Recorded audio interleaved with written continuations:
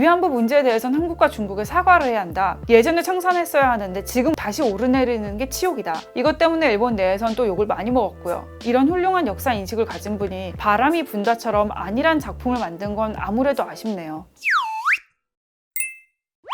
안녕하세요. 모조만한 언니 모하니입니다. 넷플릭스가 가끔 우리를 실망시킬 때가 있잖아요. 그럴 때면 왓챠도 있고 아마존 프라임도 있는데 그냥 이거 확 끊어버릴까 그런 생각 들잖아요. 올해 들어서 넷플릭스 오리지널 영화 몇 편 보고 이거 진짜 끊어버릴까 했는데 결국 멈칫했어요. 제가 넷플릭스를 못 끊는 이유 중에 하나가 올해부터 여기에 올라온 지브리 스튜디오 애니메이션 때문인데요. 여기 있는 걸 거의 다 본 것 같은데도 불구하고 한 번씩 그냥 틀어보고 싶을 때가 있거든요. 며칠 전에도 벼랑의 포뇨에 나온 애들 그 라면 먹방 봤거든요. 이게 단지 어릴 때 본 추억의 애니메이션이라서 좋아하는 게 아니라 나이가 들어가면서 볼 때마다 좋아하는 장면이나 느끼는 게 많이 달라져서 그런 것 같아요. 지브리의 심장이라고 할 수 있는 미야자키 하야오가 지금 작품을 안 만들고 있는데 제2의 미야자키 하야오다, 제2의 지브리다 라는 작가나 스튜디오는 좀 나오는데 아직도 일본이든 해외에서든 일본 애니메이션 하면 지브리인 것 같아요. 지브리의 힘은 대체 어디서 나오는 걸까요?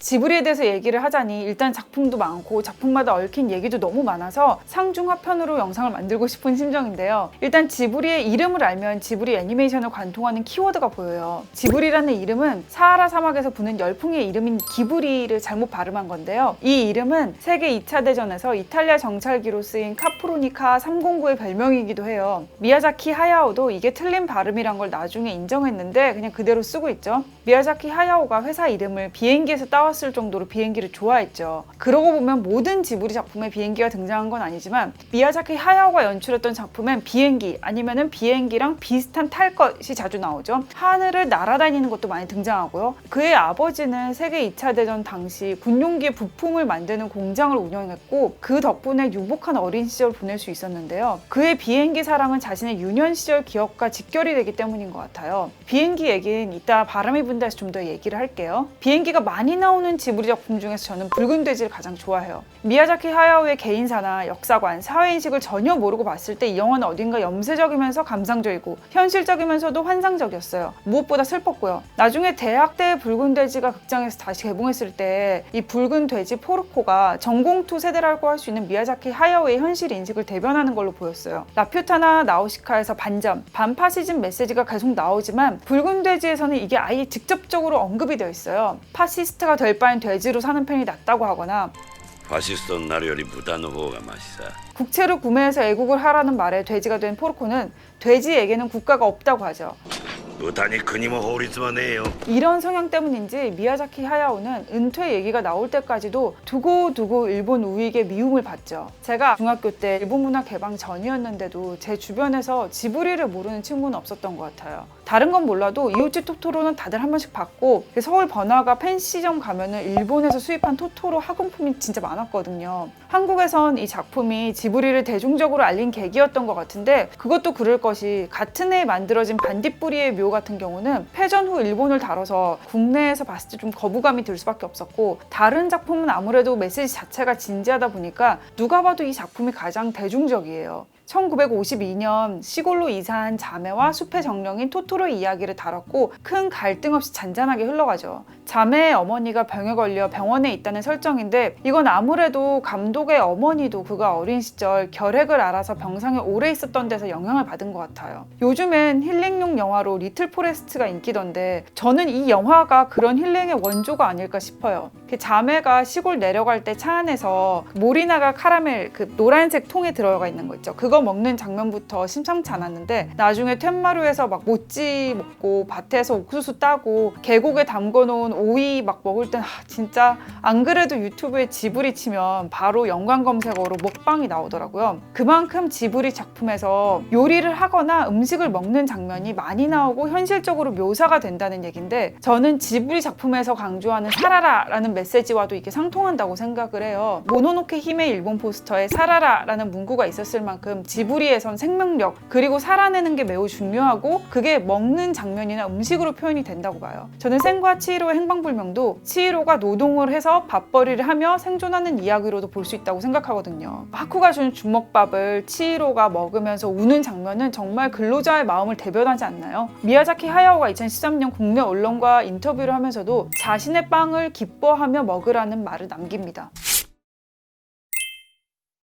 한국에서 지브리를 유명하게 만들어준 작품이 이웃집 토토로라면 해외에선 그게 모노노케 히메였어요. 미국 본격 진출에 성공한 첫 작품답게 재밌는 얘기가 있는데 지금은 미투로 감옥에 있는 하비 와인스타인이 미라맥스를 이끌던 시절에 이 작품을 배급하면서 편집을 하려고 하니까 미야자키 하야오가 일본도랑 함께 노컷이라고 적힌 종이를 보냈다는 얘기가 전해지고 있어요. 그 덕분인지 편집도 안 당했고 로튼토마토에선 아직도 신선도 93%를 기록하고 있죠. 이누이족의 설화를 바탕으로 하고 있는 데다가 일본 토속적인 성향이 꽤 강한데도 불구하고 생태주의라는 강력한 메시지가 세계적으로 통한 것 같아요. 그 나우시카도 비슷한 주제를 갖고 있지만 그것보다 훨씬 현실적이고 엄혹한 세계를 그리고 있죠. 선악의 구분을 짓지 않아서 캐릭터를 입체적으로 그려내고 있고 인간과 자연의 대립 구도가 아니라 이해와 타협하는 구도로 자연스럽게 이끌고 있죠. 세상에 예쁘고 귀여운 그림을 잘 그리는 사람은 많잖아요. 뻔한 구도와 스토리를 탈피해서 뚜렷한 철학을 갖고 만든 지브리만의 세계관이야말로 이들의 성공 비결인 것 같아요.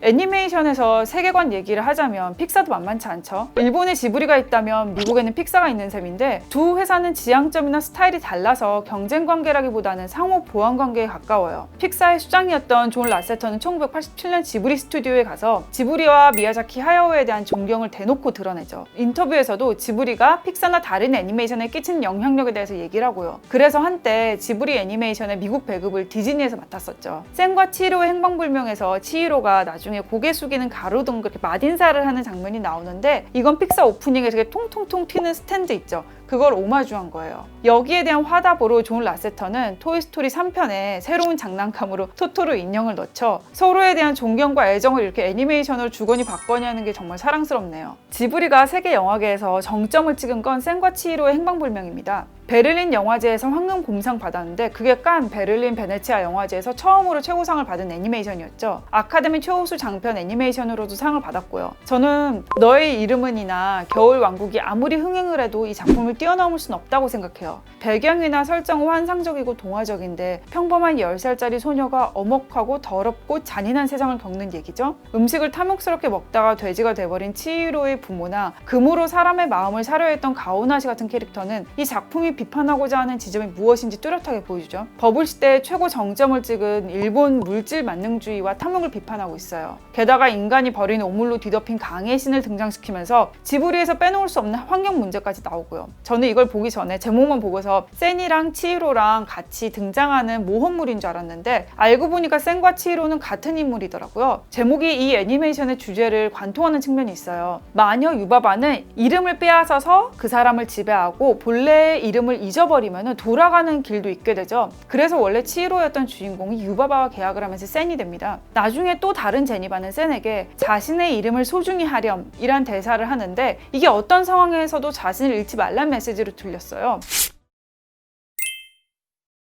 그런데 아쉽게도 지브리와 한국과의 마무리는 그렇게 아름답지 않았어요. 바로 2013년 미야자키 하야오가 은퇴를 선언하면서 내놓은 바람이 분다라는 작품 때문인데요. 지브리를 그렇게 좋아하던 한국인들이 불매운동을 할 만큼 논쟁적이었죠. 바람이 분다는 태평양 전쟁 때 일본의 주력 전투기인 제로센의 설계자로 알려진 호리코시 지로의 삶을 그렸어요. 전쟁 무기를 만든 인물을 주인공으로 내세운 거에 대해서는 그 시대를 살았기 때문에 죄를 업고 가야 한다고 생각합니다.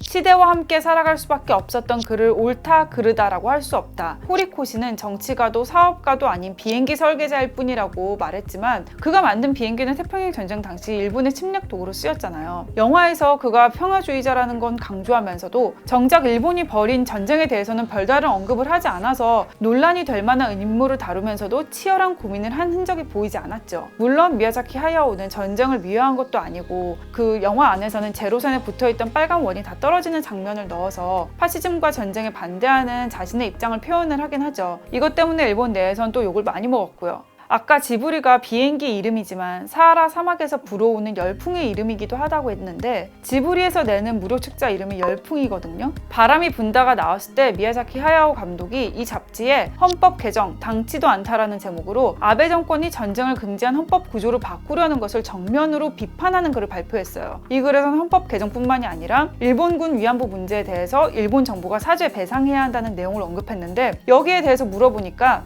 위안부 문제에 대해서는 한국과 중국에 사과를 해야 한다. 예전에 청산했어야 하는데 지금 다시 오르내리는 게 치욕이다. 예전에 일본 군부가 백성을 귀하게 여기지 않았기 때문에 다른 나라도 귀하게 대하지 않는다 라고 일본 정부를 정면적으로 비판했어요. 이런 훌륭한 역사 인식을 가진 분이 바람이 분다처럼 안일한 작품을 만든 건 아무래도 아쉽네요.